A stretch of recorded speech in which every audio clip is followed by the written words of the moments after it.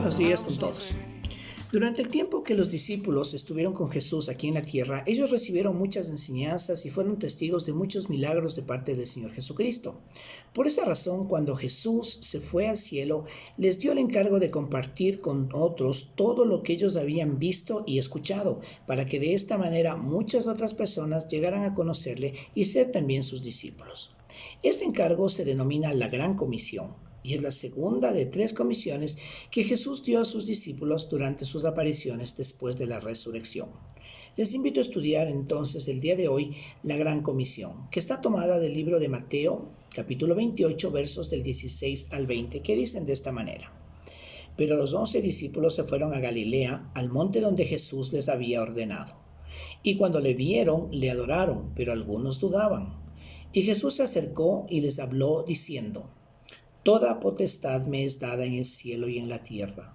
Por tanto, id y haced discípulos a todas las naciones, bautizándolos en el nombre del Padre y del Hijo y del Espíritu Santo, enseñándoles que guarden todas las cosas que os he mandado.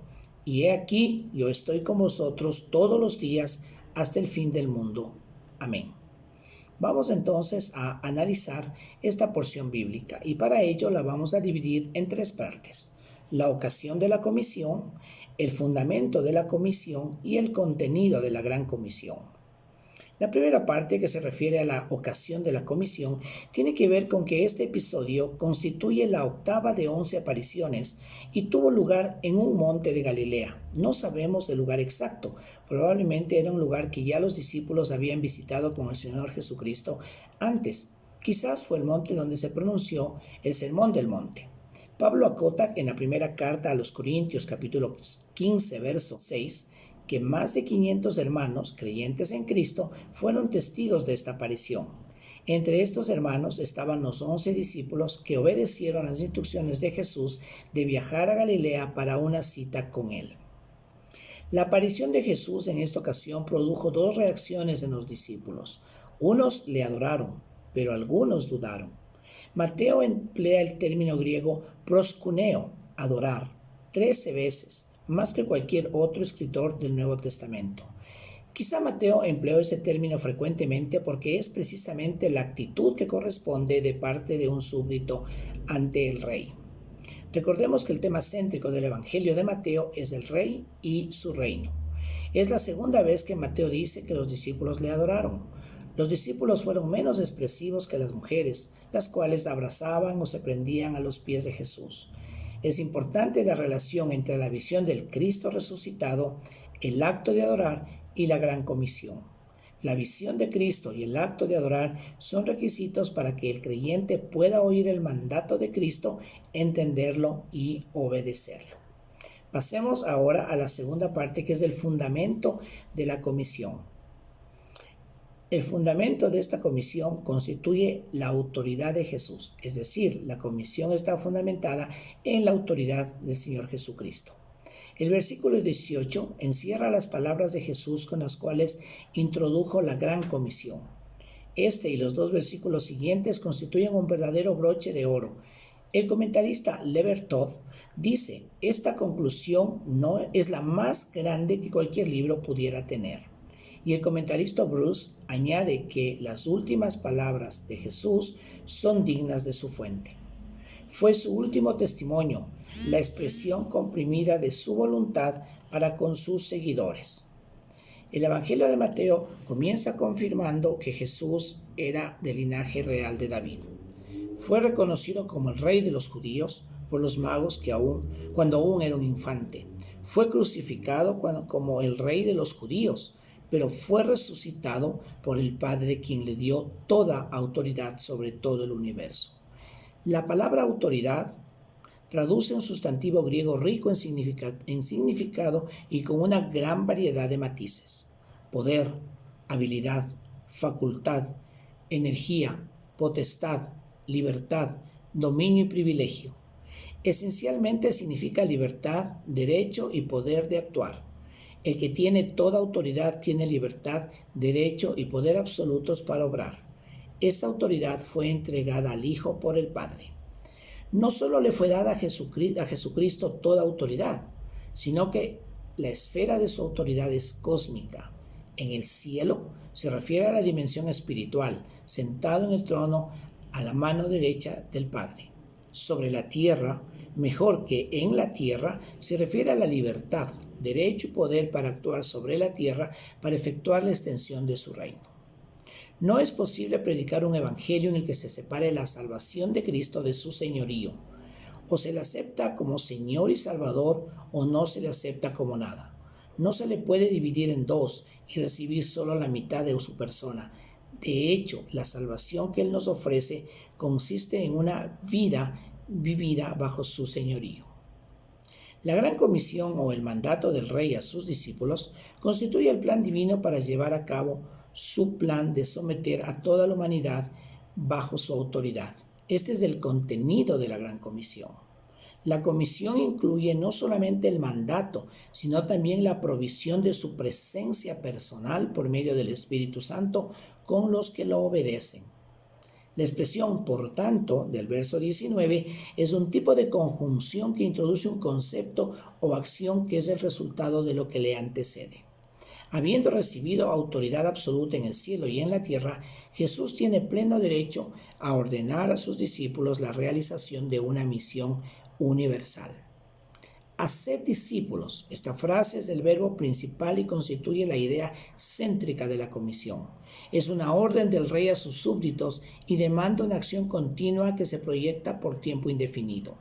El término hacer discípulos incluye la gama total de la voluntad de Dios para con su iglesia y para con las naciones. Incluye evangelizar, es decir, llevar personas a la salvación de Cristo, pero también incluye el desarrollo del creyente en la semejanza de Cristo y el sometimiento a Él como el Señor de su vida. Un discípulo es un aprendiz o un alumno que aprende de su maestro con el fin de obedecer. Los días de escuela para el creyente nunca terminan, porque las demandas del discipulado son exigentes, requieren un esfuerzo disciplinado durante toda la vida. La palabra naciones traduce el término griego ete, que en su forma plural normalmente se refiere a los gentiles o paganos. La mayoría de los comentaristas en este caso opina que, aunque en este caso el término naciones apunta principalmente a los gentiles, también incluye a los judíos. Durante su ministerio terrenal, Jesús limitó su ministerio mayormente a los judíos. En contraste, después de la resurrección, Jesús abrió el evangelio a todas las naciones. La expresión bautizándoles es la primera referencia al bautismo cristiano en Mateo. El término bautizar es la transliteración de un vocablo griego que significa sumergir. El bautismo bíblico no confiere gracia, es decir, no es un sacramento, sino que es un acto simbólico que representa gráficamente la muerte a la vida pasada y el levantamiento para una vida nueva. La preposición griega eis se emplea en la expresión en el nombre de. Hay dos matices de significado de esta preposición que se aplica en este caso. Expresa dirección hacia alguien o propósito y denota unión o comunión con. Para con el nombre de es una traducción que captaría mejor el sentido de la expresión, bautizándolos en el nombre del Padre y del Hijo y del Espíritu Santo. Probablemente Jesús no dio estas palabras como una fórmula para usarse en el acto del bautismo, sino como una afirmación de que la persona bautizada había pasado a la posesión y protección de las tres personas de la Trinidad. Al repetirla, el que realiza el acto estaba afirmando que lo hacía en obediencia a o hacia las personas nombradas y con la autoridad de ellas. Además, estaba testificando de la unión mística entre el candidato y la Trinidad. Varios autores llaman la atención al hecho de que Jesús no dijo en los nombres de, sino en el nombre de. El uso singular de nombre sería una evidencia más de la importante doctrina de un Dios en tres personas. Enseñándoles que guarden todas las cosas que os he mandado. El triple ministerio de Jesús, enseñar, predicar y sanar, daba prioridad a la enseñanza. Sin embargo, no enseñó solamente para compartir datos, conocimientos, doctrinas, sino para que la gente obedeciera a la voluntad de Dios, sometiéndose a su autoridad. En igual manera mandó a sus discípulos a enseñar a fin de que los creyentes guardasen todas las cosas que les había enseñado durante su ministerio terrenal. La comisión que el Señor Jesucristo encargó a sus discípulos no puede concluir cuando la persona toma la decisión de reconciliarse con Dios. Es imprescindible enseñarle los principios por los cuales tiene que regirse en la nueva vida. La comisión no puede ser dada por concluida en tanto que no se haya enseñado todo el consejo de Dios. Todas estas cosas están registradas en la palabra escrita de Dios, que es la Biblia. Por lo tanto, debemos predicar lo que allí está. Y he aquí, yo estoy con vosotros. El Evangelio y la Gran Comisión terminan con la gloriosa promesa de la presencia personal y perenne del Señor Jesucristo, sin ninguna interrupción. El Rey con sus súbditos estará hasta la consumación de los siglos. Jesús asegura a sus discípulos y a nosotros que mientras obedezcamos su mandato misionero, podemos contar con su presencia personal. La promesa de su presencia está condicionada a la obediencia del mandato. La expresión todos los días hasta el fin del mundo, amén, es una cláusula que modifica con vosotros indicando su presencia permanente. Hasta el fin del mundo traduce una expresión griega que significa literalmente hasta la consumación del siglo o aionos. El término griego aion significa periodo de tiempo o siglo y en este pasaje es singular.